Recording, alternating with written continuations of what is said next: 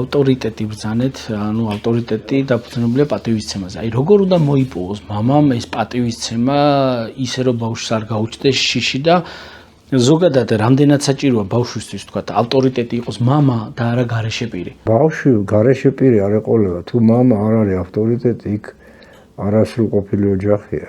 არის სადაც მამა არის დამცირებული. მაშინ კაცი გარეთ არის. დღეს ჩვენ საქმე გაქვს სუსტ მამის ინსტიტუტთან და არა ძლიერთან. ამიტომ რომ გადავხედოთ ისტორიულ ჭრილში საქართველოში ბოლოს რა ხდებოდა, ხო? აქ არის ჩვენ ერთმართველობასთან ყოველთვის რაღაც პრობლემა გვაქვს. ჩვენ რუსეთს რო შევუერთდით, რამდენიმე მეფე იყო, ერთი მეფე რო ყოფილიყო, არა ვერ გააუქმებდნენ სამეფოს. რამდენიმე იყო.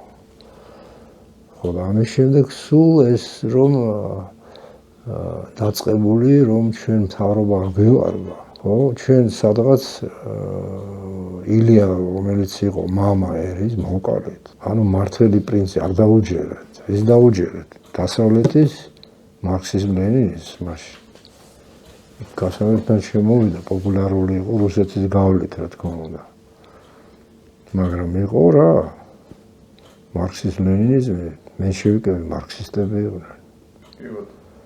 ილიას კვლელობაზე ნოე ჟორდანიამ განაცხადა, რომ ტყე იკაფება და ნაფოტები ცვივა. რამ გამოიწვია დასუსტება? კი ცოტა უფრო კიდე რომ ჩავუყავდით მამის ინსტიტუტის რო ახსენეთ დიახ.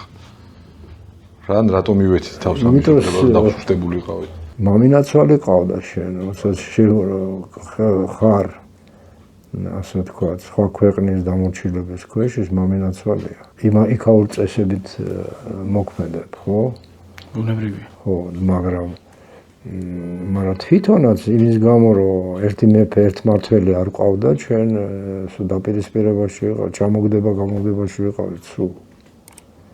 ანუ მამა არის ის, რომ ეს მართავს.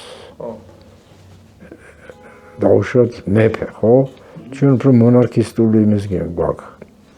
ჩვენ არა ვართ ის ხალხი, ვინც ჯერჯერობით შეიძლება 36-15 წელი გავიდა, რაც საბჭოთა კავშირი არ არის. არ ჩამოყალიბდა მაინც გუნდი. ჭირდება სულ შენარჩუნება და ასე შემდეგ.